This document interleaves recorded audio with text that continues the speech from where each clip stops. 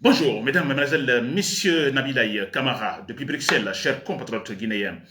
Très bien, alors j'espère que vous êtes là. Nous sommes le 14 mai 2026. Alors, c'est une journée spéciale parce que, voilà, la journée est fériée. Alors, ici en Belgique, généralement, je pense également en Guinée, n'est-ce pas? Le 14 juin, c'est une fête, la fête de l'Ascension, une fête religieuse chrétienne. Alors, de l'Ascension, n'est-ce pas? Alors, voilà, c'est férié, j'en profite, n'est-ce pas? J'en profite pour également, alors, faire ce direct, demain également, parce que, bon, finalement, la journée de vendredi est un pont, donc on a un long week-end, n'est-ce pas? Ce qui est super bon, agréable aussi. Très bien, cher compatriote guinéen. Alors, mon direct, j'ai donc deux éléments. Je vais parler de cette comparaison. J'ai déjà lancé sur les réseaux sociaux, mais c'était une façon de me moquer un peu de Mamadi Doumbouya, non? Alors, on ne peut pas respecter quelqu'un qui ne se respecte pas. Alors, je me moque de lui, alors en faisant une comparaison entre lui et Selouda Ndiallo, le leader de l'UFTG, n'est-ce pas? Alors, le premier élément, je parlerai de cette comparaison. Cette comparaison est-elle possible entre Selouda Ndiallo et Mamadi Doumbouya? Selouda Ndiallo, le leader de l'UFTG, et Mamadi Doumbouya, le boucher de Conakry, n'est-ce pas? Très bien, ça sera le premier point.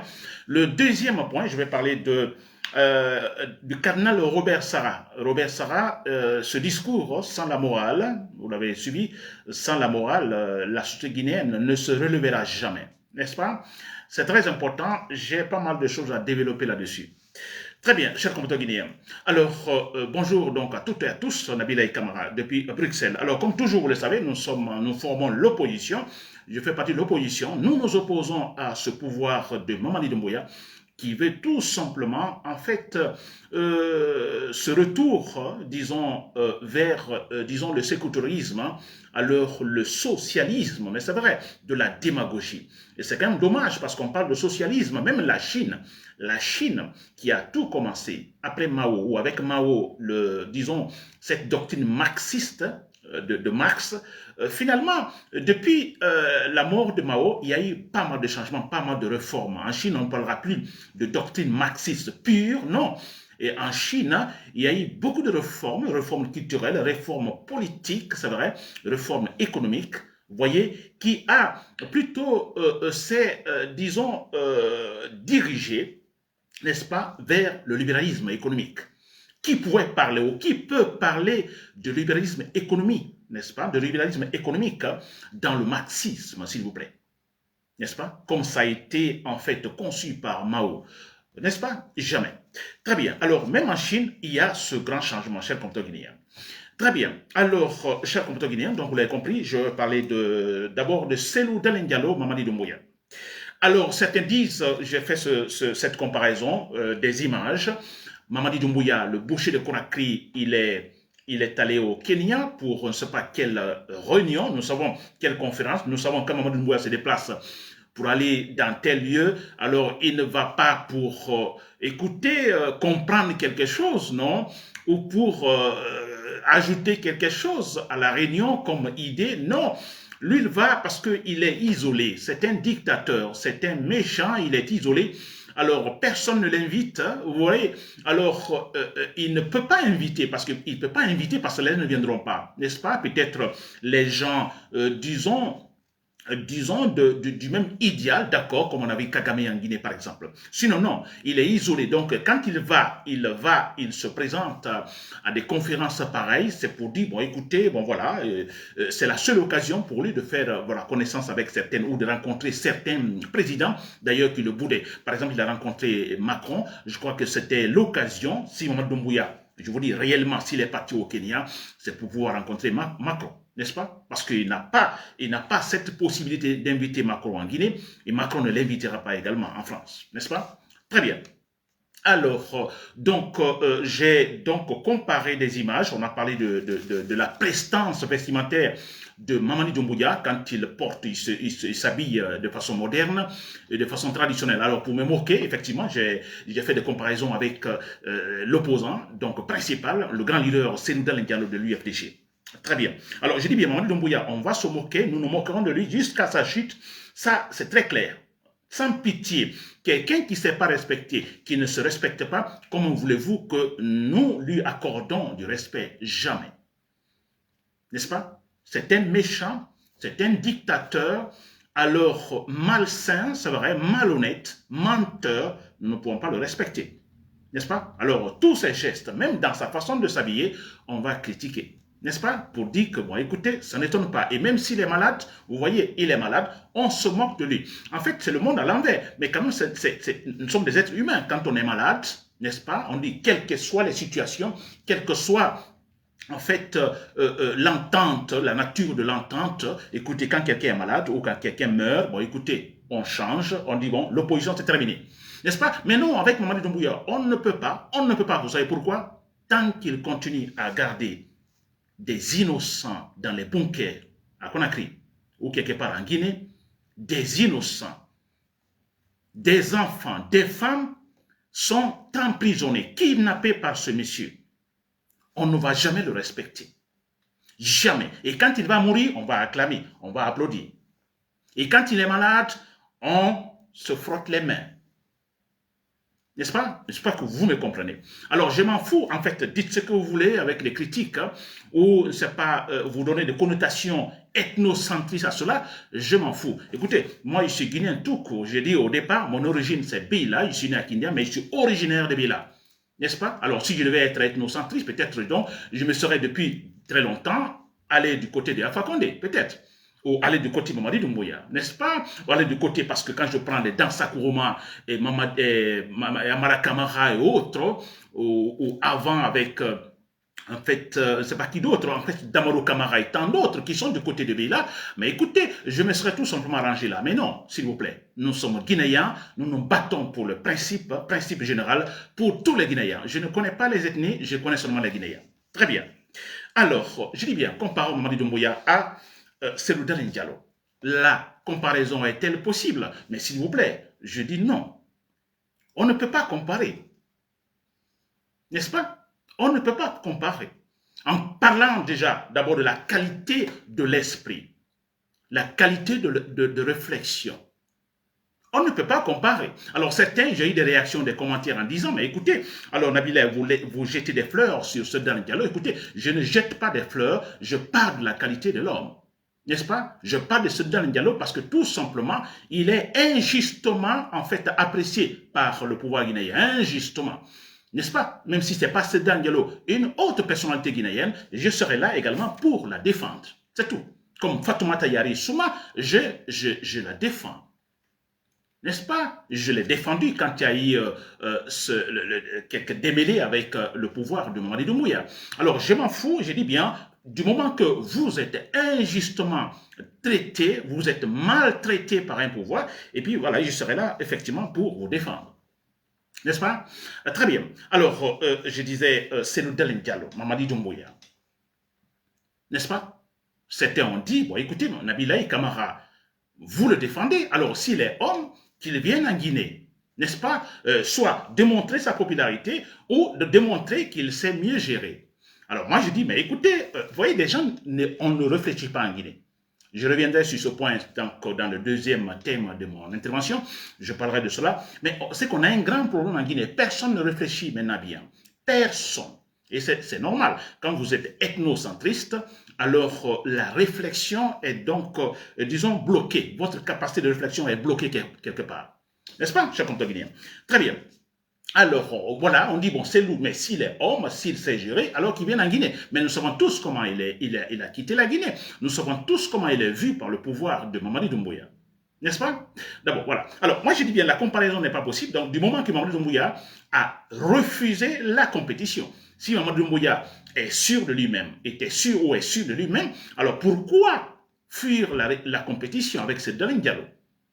Pas Sedan Diallo seulement, il y a Sidia Touré et tant d'autres opposants. Les activistes qui sont en prison, par exemple. Pourquoi fuir la compétition? Alors, s'il était sûr de lui-même, Mamadi Doumbouya, comme les gens, ces hommes, en fait, disons, le qualifient, l'homme providentiel, alors qu'il y a beaucoup de qualités, mais écoutez, alors qu'il démontre ça dans une compétition, n'est-ce pas? Qu'il arrête de maltraiter les opposants, qu'il les appelle ensemble dans un système démocratique, alors dans une compétition, et démontrer, Mamadi Doumbouya, que oui, c'est lui l'homme de la situation, mais là, dans une compétition. Mais non, il évite la compétition, il détruit la compétition. Et vous dites qu'il est le meilleur. Le meilleur, c'est après une compétition. Vous n'êtes pas meilleur s'il n'y a pas de compétition, s'il vous plaît. N'est-ce pas? Très bien. Alors, moi, je dis, mais écoutez, Cellou Dalein Diallo, nous le savons tous, c'est un leader politique. C'est un leader politique. Et qu'est-ce qu'il a fait à Mamadou Doumbouya pour qu'il soit, en fait, poursuivi par cette manière?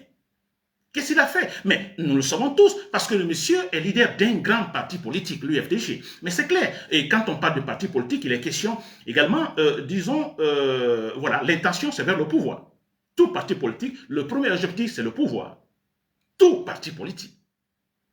N'est-ce pas? Le premier objectif, c'est le pouvoir. Alors, écoutez, Mamadi Doumbouya qui prend le pouvoir, Mamadi Doumbouya qui a, disons, des idées de garder le pouvoir, Mamadi Doumbouya qui, avec ses hommes, son entourage, alors avec des idées ethnocentristes, alors ça signifie tout simplement qu'il doit garder le pouvoir, absolument garder le pouvoir par la force.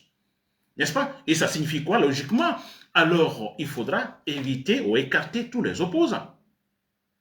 Logiquement, l'UFDG serait en fait un obstacle qu'il faut détruire. Mais c'est tout. Cellou n'a absolument rien fait. Absolument rien. C'est parce qu'il a un parti politique. Mais on ne dira pas que Cellou avait des idées négatives à l'égard de Mamadi Doumbouya. Non, nous venons du pouvoir du régime comment on appelle, de Alpha Condé. Qui connaissait Mamadi Doumbouya? On connaissait Mamadi Doumbouya à travers le défilé Tantan et rien d'autre. Défilé des forces spéciales. Absolument rien. Donc on ne dira pas que ce Dalein Diallo a des idées, c'est pas, a eu c'est pas des idées préconçues, n'est-ce pas? Alors à l'égard de Mamadi Doumbouya. Non, mais jamais Mamadi Doumbouya l'a connu réellement à partir de son coup d'État contre Alpha Condé. N'est-ce pas? Et c'est lui qui a provoqué, c'est lui qui a commencé la lutte contre ce Dalein Diallo. Parce qu'il s'est dit, mais écoutez, on lui a dit, mais écoutez, l'UFDG est un grand parti, si vous organisez donc correctement les élections et si vous appliquez correctement les principes démocratiques, il va gagner les élections. Alors, refuse donc d'appliquer correctement les principes démocratiques, refuse donc de respecter ta propre parole et comme ça, on pourra, ou ils pourront tout simplement également écarter ce Dalein Diallo parce que lui, il veut arriver au pouvoir à travers les urnes, légalement, à travers des institutions solides et démocratiques. Lui, c'est cela. Alors, mais si on essaye de mettre l'obstacle, disons, devant disons, le bon déroulement des institutions démocratiques, à savoir les élections libres et transparentes. Mais écoutez, là, vous gagnez ce Dalein Diallo parce que lui, c'est sa voie pour arriver au pouvoir. Mais c'est clair. Qu'a-t-il fait ce Dalein Diallo réellement? Absolument rien. Donc la comparaison ici n'est pas possible. On ne peut pas comparer les deux hommes. Alors culturellement parlant, intellectuellement parlant, n'est-ce pas? On ne peut pas tout simplement les comparer. Vous savez tout, Mamadi Doumbouya, d'abord c'est un militaire. Je ne dirais pas un militaire pas complet parce que combien de temps donc a-t-il dans l'armée réellement, Mamadi Doumbouya? Légionnaire et sud en Guinée, combien de temps? Donc il n'a même pas des qualités réelles nécessaires d'un militaire. N'est-ce pas? Mais c'est cela. Moi, je prendrais les vrais soldats, là, sans la compter. Voilà des vrais soldats, je dirais même des pivis, alors qui sont partis, ou même, je parlerai de Dadis Camara, qui sont des vrais militaires, alors qui ont eu un temps quand même dans l'armée, et une véritable formation dans l'armée, qui ont connu ce qu'on appelle l'ascension dans l'armée, ou Sekouba Konaté et tant d'autres. C'est des militaires. N'est-ce pas? Donc, Mamadi Doumbouya ne peut pas se comparer, on ne peut pas le comparer du tout à Cellou Dalein Diallo. Cellou Dalein Diallo, en fait, comme on le dit, c'est un intellectuel. Alors, on se dit, j'ai entendu aussi des critiques dire, bah, écoutez, un intellectuel, qu'on a vu des intellectuels en Guinée, qu'est-ce qu'ils ont fait? Et moi, je réponds à ces gens, mais écoutez, des intellectuels en Guinée, on n'en a jamais eu. Donc, des gens cultivés. Alors, quand je dis cultivé, quelqu'un qui est réellement cultivé, un président réellement cultivé, on ne l'a pas connu encore en Guinée. Parce que quand vous êtes réellement cultivé, vous êtes tolérant. Vous êtes tolérant. On me dit, certains disent, mais Sékou Touré était... Non, Sékou Touré n'était pas cultivé. Alors, je dis bien, quand vous êtes réellement cultivé, vous êtes tolérant. Vous respectez le droit. vous respectez la légalité. Vous êtes animé de la pitié parce que vous comprenez tout. N'est-ce pas? Je prends l'exemple de Mohamed Biavougui, un homme cultivé. Mais c'est vrai, ce monsieur est cultivé. Écoutez, mais il pourrait rester, Mohamed Biavougui, alors s'adapter à, disons, au comportement de Mamadi Doumbouya, accepter l'idéal de Mamadi Doumbouya, il serait encore là comme Premier ministre. Il ne l'a pas accepté parce que c'est un homme cultivé. N'est-ce pas? Et Sedan Diallo est un homme cultivé, mais ça se voit dans sa façon de réagir. Écoutez, je n'ai absolument rien, donc je ne sais pas comment je vais dire, ce n'est pas pour jeter des fleurs sur Sedan Diallo, mais ce sont les faits. Les faits sont là. Même ses ennemis, ses opposants, Alpha Condé le disait, il est différent. Kassouli Fofana le disait, il est différent. Tous disaient, il est différent. Ils le détestaient, mais ils étaient capables de dire, ouais, il est différent. Parce qu'il est cultivé, s'il vous plaît. N'est-ce pas? Très bien. Sedan Diallo a dirigé le pouvoir, disons, la présidence en Guinée. Il ne l'a pas dirigé. Mais tous, les ethnocentristes disent, mais écoutez, il a géré le pays et que s'est-il passé? Mais il n'était pas président de la République. Il y a une grande différence. Vous êtes ministre, et quand vous êtes ministre, alors, et là, vous suivez le programme, donc, disons, du parti ou du pouvoir. Vous suivez, vous ne suivez pas, vous êtes écarté, vous êtes limogé. Et c'est cela. Alors c'est différent, vous prenez un même ministre qui devient président cette fois-ci, bon, il a son idéal, il a son parti, il a son programme politique. Il agira différemment comme quand il était ministre, sous, disons, l'autorité d'un gouvernement.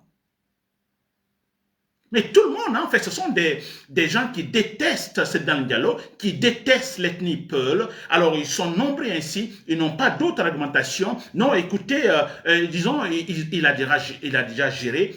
Qu'a-t-il fait? Il n'a pas géré la Guinée. Il n'a pas été président. Il cherche à être président. C'est pourquoi il a créé un parti politique. Et quand il aura, donc, peut-être un jour, on ne sait pas, il aura la présidence, on verra. C'est en ce moment, on fera la comparaison. N'est-ce pas? Très bien, cher Motoguidien. C'est quand même dommage. Je vais attaquer donc le deuxième point. Le deuxième point, donc, de mon direct, je parle du cardinal Robert Sarah. Alors, vous le savez, Robert Sarah, voilà, qui fait partie de l'administration, disons, chrétienne, n'est-ce pas, à Rome. Alors, cet homme, tout récemment, a fait un discours, vous l'avez suivi, un discours super important, parce que là, il attaque la Guinée, il attaque les Guinéens, il attaque le pouvoir guinéen. Alors moi, je dis, il attaque le pouvoir guinéen. Certains disent, non, il attaque tout le monde. Non, il attaque le pouvoir guinéen. N'est-ce pas? Parce qu'il parle, disons de la gestion de la chose, de la chose publique. N'est-ce pas? La gestion du bien commun. Qui gère le bien commun? On a un gouvernement, on a un pouvoir, on a l'État. Donc, il s'adresse à ces gens. Mais j'ai toujours dit, le pouvoir, le chef donne l'exemple, surtout en Guinée. Quand il donne un bon exemple, automatiquement, il est suivi. Tout le monde fera le bon exemple. Tout le monde agira bien. Mais s'il commence par en faisant le mal, voilà, c'est ce qui se passe depuis toujours. N'est-ce pas? Donc, Robert Sarah, dans son discours, il s'adresse au pouvoir de Mamadi Doumbouya. Très bien. Alors, il parle, il dit, sans la morale, vous savez, sans la morale, sans Dieu, sans la religion, alors sans les valeurs, vous comprenez, il dit, la Guinée ne se relèvera jamais. Il a raison. Il a totalement raison, s'il vous plaît. Voilà ce que je vais développer là-dessus. Vous savez, dans un pays, dans une société, partout dans le monde, alors, il y a toujours deux formes de droit dans une société. Obligatoirement, il faut la coexistence des deux. L'un sans l'autre, c'est impossible, ça ne peut pas marcher. La société balancerait. Alors, il est question du droit naturel. Il y a aussi ce qu'on appelle le droit positif. Je vais bien expliquer pour la compréhension. Le droit naturel, le droit positif. En fait, le droit naturel, en fait, c'est l'ensemble des droits, alors, et disons, inhérents à l'être humain, à la société humaine. N'est-ce pas? Ce n'est pas nous qui légiférons. Ces éléments, ces règles-là sont là, on dira même des règles divines. L'exemple, c'est la morale. L'exemple, c'est la raison.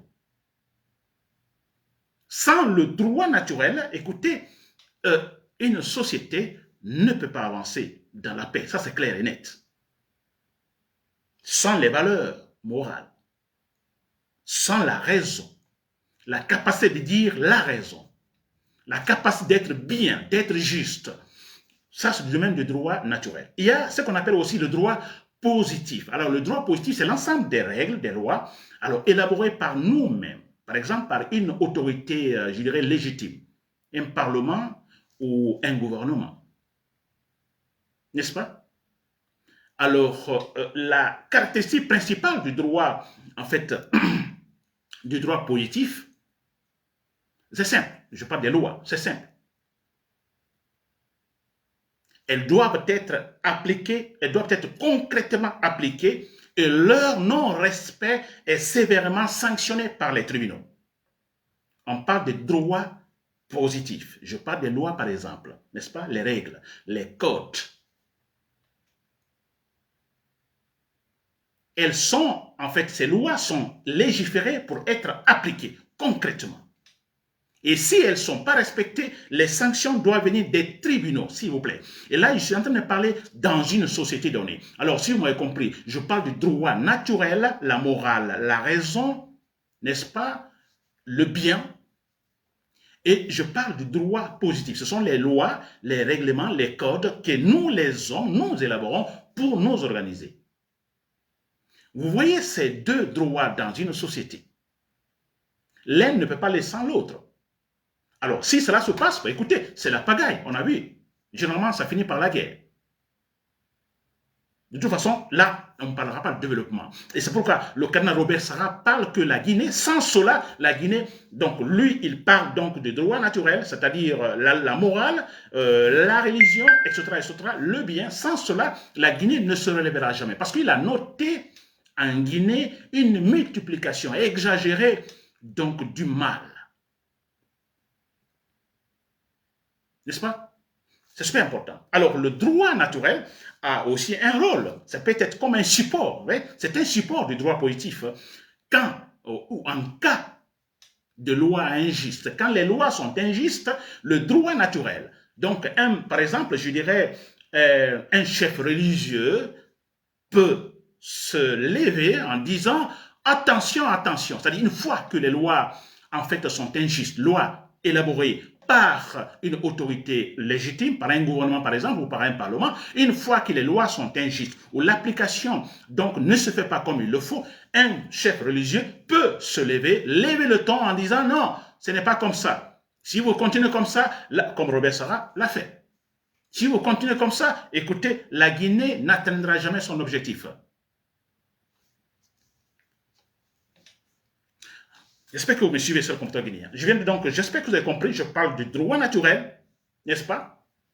Disons qu'il ne dépend pas de nous, et de droit positif qui dépend de nous. Mais les deux doivent coexister dans une société pour que la société existe, ou pour que les objectifs communs soient atteints. Il faut les deux. Alors, qu'est-ce qui se passe? En Guinée, c'est grave, hein? On peut parler de l'absence, par exemple, dans certains pays ou dans certaines sociétés, l'absence du droit naturel, ou il y a l'absence de droit naturel, mais il y a le droit positif, ou bien il y a le droit positif, il n'y a pas donc de droit. Oui, alors, mais le grave, plus grave, et Robert Sarah l'a vu, c'est qu'en Guinée, pas seulement, parce que lui, il parle de la loi morale, non seulement il n'y a pas la morale en Guinée, ce droit, en fait, naturel est bafoué, totalement bafoué, méconnu en Guinée, mais c'est que le droit positif est inexistant, est gravement atteint. C'est-à-dire, nous légiférons, nous édictons nos propres lois, nous ne les respectons pas. Vous voyez ça en Guinée. Donc, les deux inexistants, les deux bafoués, totalement bafoués. Je n'invente rien, mais voyons sur le terrain, s'il vous plaît. Le droit positif est-il respecté en Guinée? N'est-ce pas? Les innocents qui sont en prison, qui sont emprisonnés, est-ce que l'esprit de la conscience guinéenne, en fait, explique cela? Les gens sont kidnappés par le pouvoir, par ceux qui dirigent l'État, kidnappés par ces gens. Et leur discours, nous n'en savons rien. N'est-ce pas? Et même dans cela, dans l'injustice, ils font la différence. On a vu des kidnappés, des gens sont kidnappés, alors d'autres kidnappés, et quelques temps après, ils sont en fait relâchés. On a vu par exemple la famille de, disons, la maman, la sœur, la tante, je ne sais pas, de Tibou Kamara. Tant mieux, c'est bien, Tibou Kamara, heureusement. Mais vous avez vu, même dans cela, ils font également la différence. Des gens sont kidnappés plus d'un an, 2 mois maintenant, il y a même des femmes, des enfants sont kidnappés, n'est-ce pas? Alors, certains sont kidnappés, quelques temps après, ils sont relâchés. Même dans l'injustice, ils font aussi la différence injuste. Mamadi Doumbouya, parlant du droit positif, Mamadi Doumbouya. Et parce que c'est l'élément, en fait, fondamental, caractéristique fondamentale ou l'effectivité du droit positif.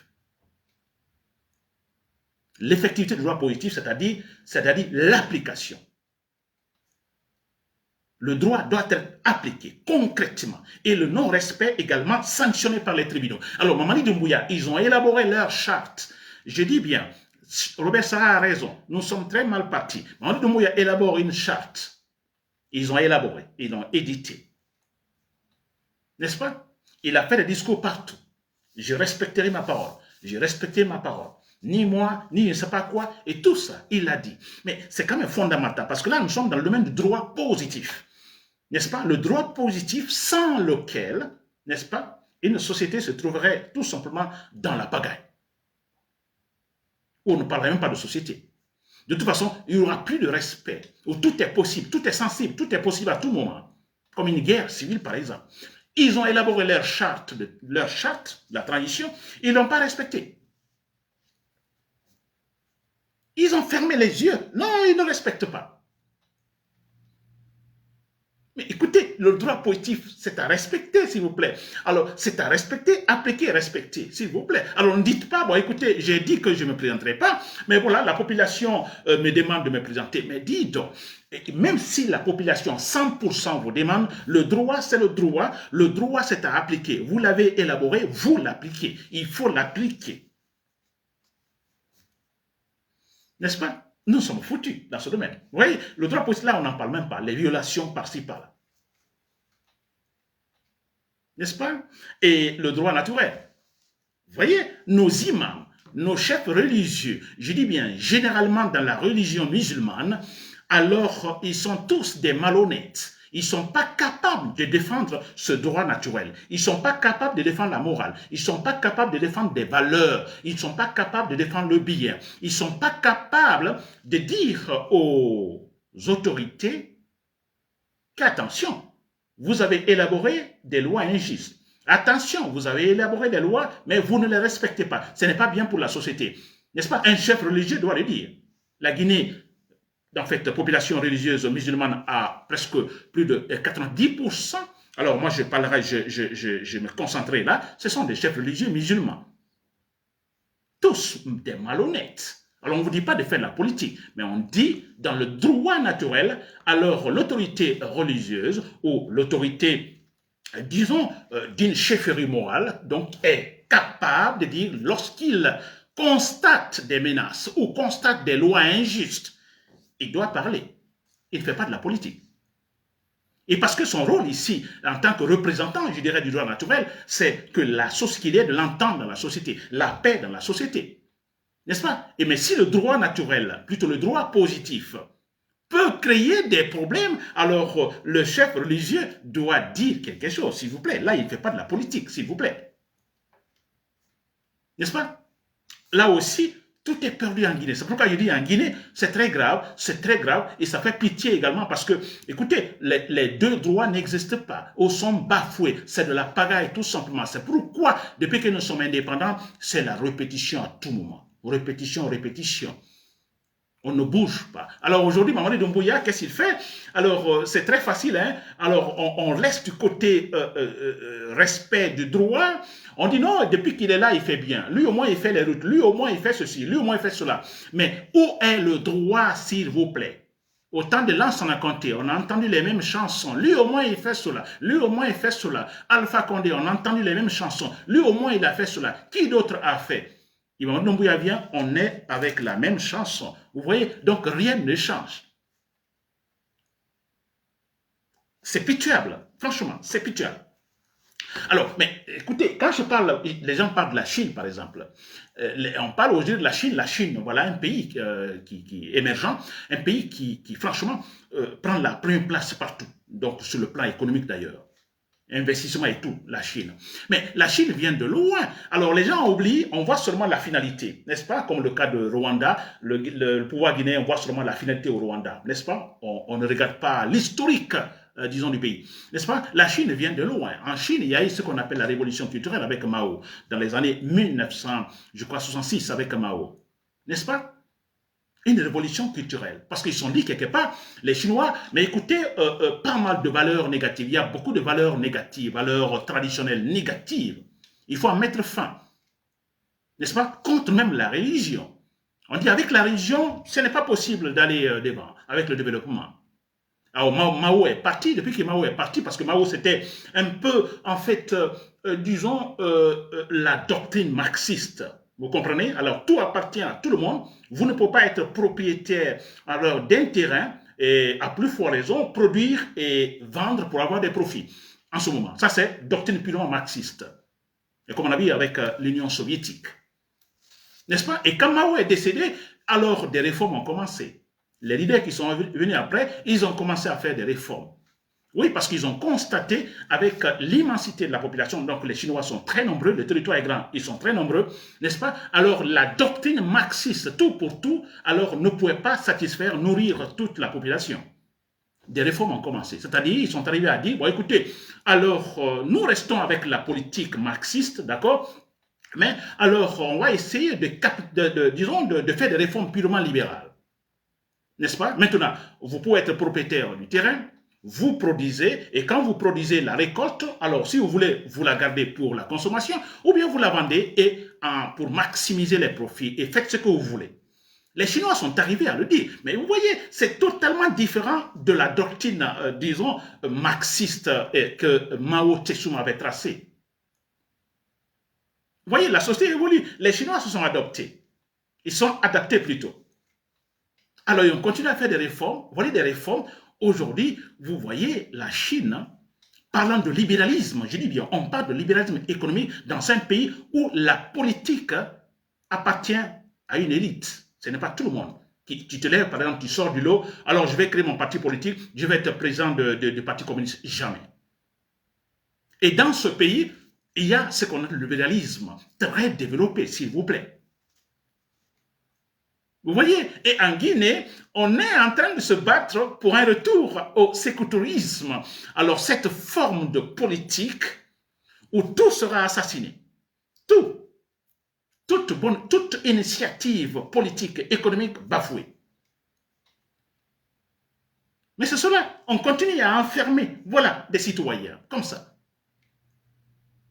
Mais il faut d'abord des valeurs. La Chine, d'accord, on dit pas c'est une démocratie, mais écoutez, la démocratie, il y a ce point fondamental aussi dans la démocratie, le libéralisme économique. En Chine, ils sont dit, bon, écoutez, faites ce que vous voulez, mais attention, vous respectez les lois. Attention, vous respectez les règlements. Attention, le droit positif. Attention, le droit naturel. En Chine, quand vous volez, ou vous êtes pris dans un acte de corruption, écoutez, la sanction est toujours lourde. Vous voyez, le plus important ici, il ne blague pas avec l'application des droits. Il ne blague pas, s'il vous plaît. La loi, c'est la loi, vous l'appliquez. Et en Guinée, on refuse, la paresse aidant, on refuse donc de creuser donc, dans la profondeur pour voir les vraies causes du fait que la Guinée ne bouge pas. Non, on sait réellement pourquoi ça ne bouge pas, parce que nous refusons de respecter les lois. Alors on s'est dit, bon écoutez, le régime sectoriel ou la doctrine sectorielle, c'était beaucoup mieux. Alors, retour à cette politique d'antan. Mais c'est vrai, cette politique d'antan, regardez, les activistes sont emprisonnés, ils sont raflés, kidnappés, on ne fait pas de distinction, il y a les enfants, enfin, avec le chantage politique, il y a les femmes, il y a les vieux, il y a tout le monde, s'il vous plaît, et les gens sont intimidés tout de suite. Vous êtes, donc, il y a une interruption, plutôt une éruption donc, des forces spéciales dans votre maison la nuit, tard la nuit, on vous prend, on vous maltraite, vous êtes bastonné et relâché après pour dire, écoutez, vous vous taisez, sinon la prochaine fois nous revenons, alors c'est foutu pour vous. Ça, c'est en Guinée. N'est-ce pas que nous sommes très mal partis, comme le dit le cardinal Robert Sarah, nous sommes très mal partis, chers compatriotes guinéens, très mal partis, c'est dommage. Et voilà pourquoi, pour terminer, moi je me dis, oui, c'est dommage, hein, parce que les conséquences, regardez comment les Guinéens analysent.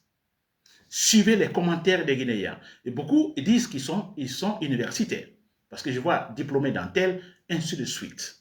Ils sont passés par des écoles. Mais regardez comment ils analysent. Personne ne se dit, bon, écoutez, mais quelle est la cause réelle du retard de la Guinée? Personne ne le voit. Mais tu entends ces gens dire, écoutez, respectez le président c'est le président, nous respectons, c'est notre père, etc., etc. Alors quand quelqu'un qui est illettré, alors quand je dis illettré, alors quelqu'un qui en fait n'a pas la capacité, illettré, qui n'a pas la capacité d'analyse rationnelle, alors je peux comprendre, n'est-ce pas? Parce que je peux dire que sa réflexion ne va pas loin. Lui peut, par exemple, se camper sur une situation. Ah, le président, il a dit à la télé, c'est comme si, c'est comme ça, nous le respectons. N'est-ce pas? Dieu a dit qu'il faut respecter le chef. Là, je peux comprendre cet homme qui n'est pas capable de réflexion rationnelle. Mais vous, vous êtes étudiant, vous êtes parti par des universités, vous êtes diplômé, vous êtes même docteur en sciences, etc., etc. Vous êtes là à dire respectez le chef, respectez le chef. Mais d'abord, s'il vous plaît, le chef, il passe, n'est-ce pas? Mais les lois sont là. C'est les lois qu'il faut respecter. Et ça nous manque en Guinée. On doit se battre pour cela.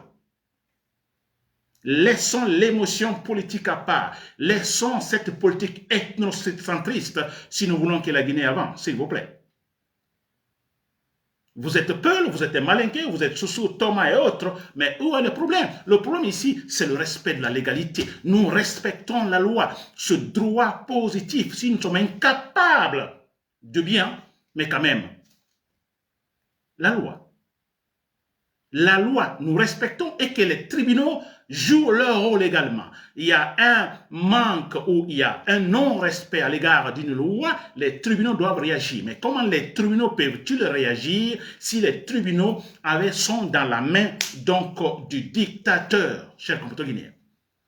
Il faut se battre pour cela, tous les Guinéens. Mais franchement, si je pouvais mettre dans la tête de tous les Guinéens, tout le monde, on se bat pour une Guinée meilleure, s'il vous plaît, en défendant seulement la loi, en défendant le bien, en défendant le bon comportement, s'il vous plaît. C'est incroyable quand même. Voilà, c'était Nabil et camarades. Depuis Bruxelles, merci pour l'écoute, voilà, et bonne journée.